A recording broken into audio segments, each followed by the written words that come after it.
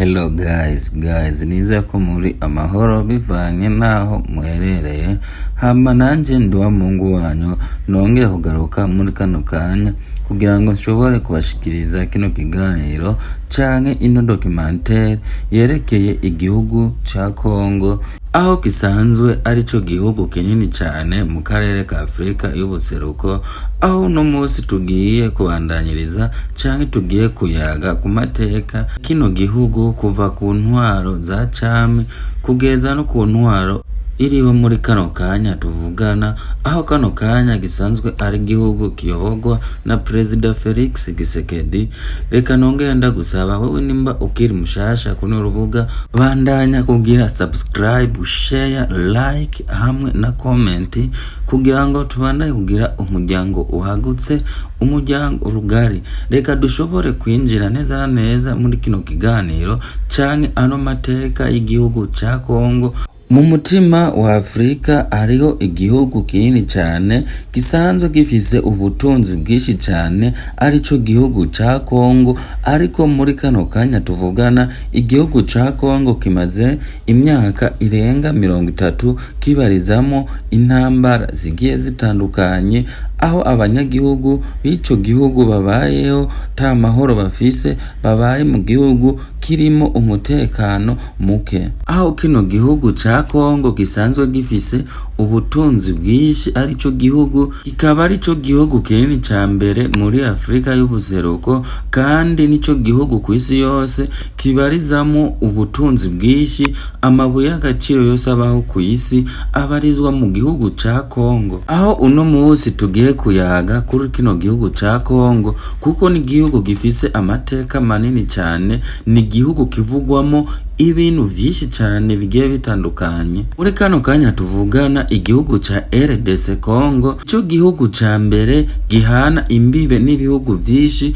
aho muri kano kanya nk'akarorero igihugu ca Kongo gihana imbibe n'ibihugu 9 harimo Uburundi, Tanzania hamwe na Congo Brazzaville kandi n'u Rwanda, aho na Angola ihana urubibe n'igihugu ca Kongo, kandi na Zambia naho nyene ihana urubibe n'igihugu ca Kongo. Ibi ni bimwe mu bihugu nashoboye kubashikiriza bihana imbibe n'igihugu ca Kongo muri kano kanya, ariko byose muri rusangi ni ibihugu bigera ku 9 ari byo bihana urubibe canke imbibe n'igihugu ca Kongo. Aho iki arico gihugu kinini cyane muri Afrika yo hagati canke muri Afrika yose. No mwanya tuvugana, iki nico gihugu kidomina ibihugu byose ku bunini, ndetse kikaba kibarizwamo n'abanyagihugu bagera ku miliyoni zirenga 100 batuye mu gihugu ca Kongo RDC, kandi kikaba gisanzwe ari igihugu kininiya mu karere ka Afrika yo hagati.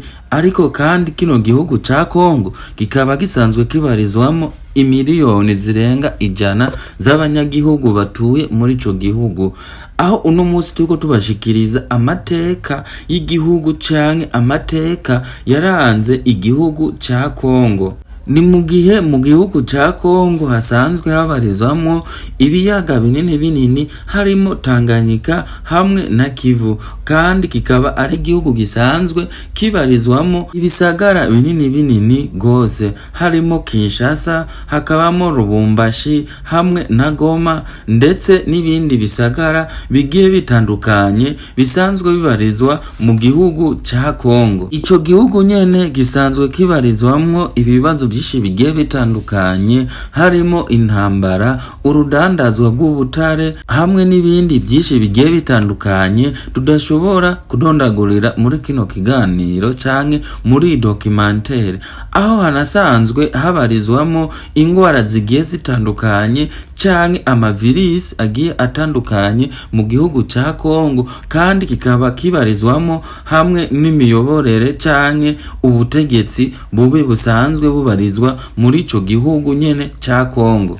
Muri kano kanya tuvugana, aho abanyagihugu benshi b'igihugu ca Kongo, aho ubuzima bwabo busanzwe bubangamiwe canke babayeho mu buzima bubi, ariko nubwo biruko abanyagihugu b'igihugu ca Kongo baracafise icizere ko umunsi urizina bazoshobora kuronka ubuzima bwiza hamwe n'ubutegetsi bwiza buzoba bwitayeho igihugu hamwe n'abanyagihugu b'ico gihugu, tari abazoba bariko bakorera inda zabo hamwe n'imiryango yabo. Reka tubandanyirize neza na neza ano mateka y'igihugu ca Kongo, tubandanye kuyasesangura muri no documentaire kugira ngo namwe mushobore kuhamenyera byinshi bigiye bitandukanye. Amateka y'igihugu ca Kongo ni maremare cyane kandi asanzwe yuzuyemo amarira menshi cyane hamwe n'amaraso menshi cyane. Kuva mu myaka ya kera igihugu ca Kongo kigitangura kubaho, ni igihugu camye kibarizwamo intambara nyinshi cyane zigiye zitandukanye, ni igihugu kimaze kumenekamo amaraso menshi, aho bivugwa ko hamaze kwicwa abanyagihugu barenga imiliyoni 3. Abo bantu bose canke amaraso y'abo bantu yashoboye guseswa mu kiringo kirenga imyaka 30 igihugu ca Kongo kirimo intambara z'uruhagarara, intambara z'imigwi igiye yitwaje ibigwanisho, aho ari intambara zitigera zihagarara mu gihugu ca Kongo. Aho nuno mwanya tuvugana igihugu ca Kongo, Amerika hamwe na Qatar bagerageje gusukamo mabisi kugira ngo bashobore kuraba ko izo ntambara zohagarara muri ico gihugu. Aho nyene muri ico gihugu hariho ubwami bwa kera bwarimo abasuku b'abagabo hamwe n'abarongozi basanzwe bafatikanije n'umwami kuyobora ico gihugu. Ariko mu kinjana ca 19 abakoroni b'ababirigi baraje bironkera igihugu nk'umutungo bironkeye ari igihugu ca Kongo. Aho kwigenekerezo rya 30 mu Kakaro umwaka w'1960 LDC yabaye igihugu cigenga, ariko kuva ico gihe amahoro ntiyigeze ashobora kuboneka muri ico gihugu. Patrick Lumumba aho yari umuyobozi wa mbere wa demokrasi y'igihugu ca Kongo, aho yashobowe kugandagurwa n'ishirahamwe ryari rikomeye ryo hanze y'igihugu, ni mu gihe muri ico gihe hashoboye gukurikira intambara z'abene gihugu harimo n'iterabwoba, bwicanyi hamwe n'amakungu yamye abivuga, aho nk'abayobozi nka Mobutu Zire Kabila hamwe n'umukurikira Joseph Kabila, mu gihe abo bose bashoboye kuyobora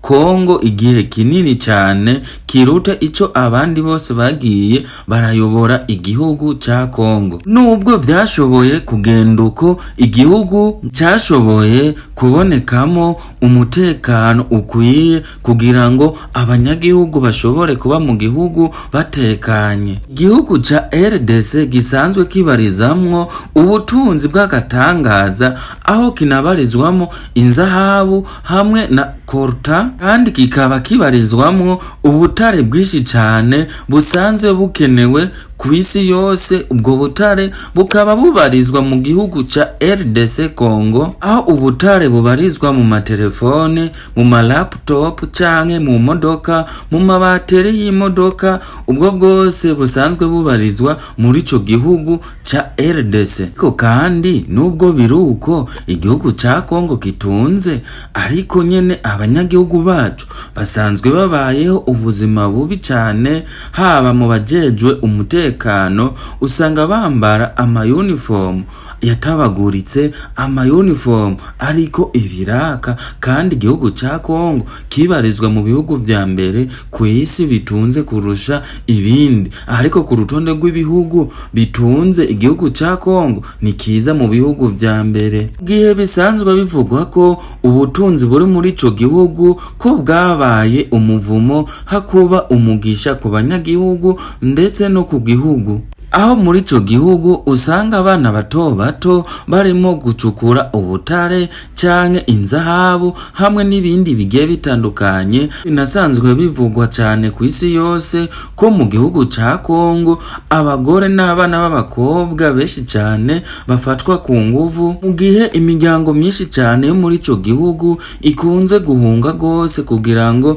yegere kure ahari ubutare, hama ubutare bushobore kubonekera abo hanze y'igihugu, bushobore guteza imbere ibindi bihugu bigiye bitandukanye, aho guteza imbere igihugu ca RDC ndetse bukongera bugateza imbere abanyagihugu b'ico gihugu. Andi nongera ndakwibutsa ko muri ico gihugu ubukene ari bwinshi cyane busanzwe bubarizwa muri ico gihugu nyene, ariko bwinshi busanzwe bubarizwa kuri RDC y'ubuseruko, aho hamira intambara zidahera, intambara za buri kanya, aho abantu benshi cyane ku isi basanzwe baguma bibaza ati ni gute igihugu giharugwa mu bihugu vya mbere bitunze canke igihugu ca mbere muri Afrika yose gisanzwe gitunzwe, gisanzwe kibarizwamo ubutare bwinshi, ariko kikamira mu maganya, abanyagihugu bacu bakabaho bahunga, bakabaho ata mutekano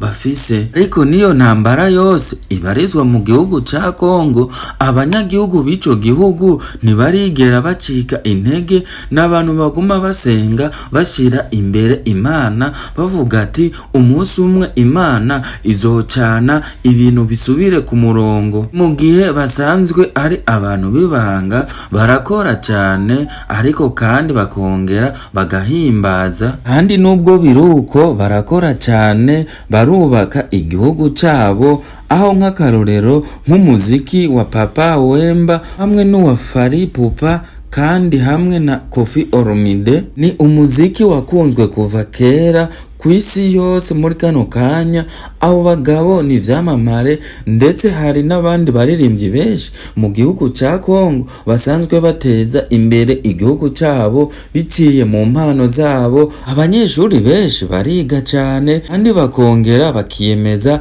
ibintu bigiye bitandukanye, aho abakenyezi bobo bo muri ico gihugu basanzwe baharanira amahoro, mu gihe igitsina gabo canke igitsina hungu bobo bariko barubaka ahazoza biciye mu mpano zabo zo kuririmba canke impano nyinshi zigiye zitandukanye barimo kuzikoresha kugira ngo bashobore kubaka ejo hazoza. Nk'akarorero twovuga ibijanye n'ubuhinga hamwe n'ibindi bigiye bitandukanye. Kino gihugu ni igihugu kiko kiravyara ubwizigirwa canke ukwizigirwa n'abanyagihugu, naho dushobore kwinjira muri kazoza ka RDC. Igihugu ca RDC kisanzwe gikeneye amahoro arama canke amahoro arambye, aho kinasanzwe gikeneye uburongozi canke ubutegetsi bwiza cane kurusha uburiho canke ubwigeze kuba mu gihugu ca RDC, kandi kikaba kisanzwe gikeneye ubutungane muri ico gihugu hamwe no gufashanya kw'abanyagihugu. Ico gihugu ca RDC ni igihugu gisanzwe gifise ubushobozi buhambaye cyane, ubushobozi bushobora guhindura isi yose. Mu gihe iyo amahoro ageze mu gihugu ca Kongo ariyo RDC, aho isi yose ishobora kuronka ivyiza gusa. Ariko nubwo biruko amahoro ntazanwa n'abanyamahanga gusa, ariko akaba azanwa no kwikunda hamwe n'urukundo no kwiyemeza kw'abana b'igihugu ko bagiye gukora cyane kugira ngo bashobore kugarukana amahoro mu gihugu cabo, bagakora cyane kugira ngo bashobore guteza imbere igihugu cabo. Abanyagihugu b'igihugu ca Kongo aho bariko baravyara icyizere gishasha, ndetse bakabandanya bavyerekana ko bariko barategura ejo habo hazoba ari heza cyane urusha kahise kabo habaye kabi cyane. Kongo ni igihugu c'amarira,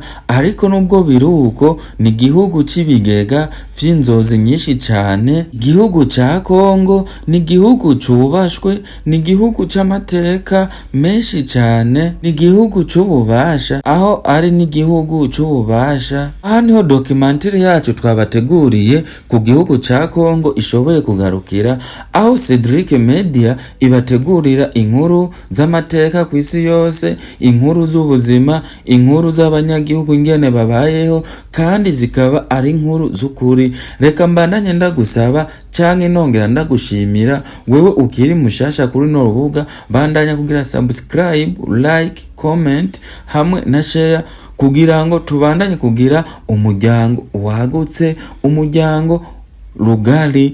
Iyi niyo nkuru canke mushikirizwa n'ikinyamakuru Cedric Media.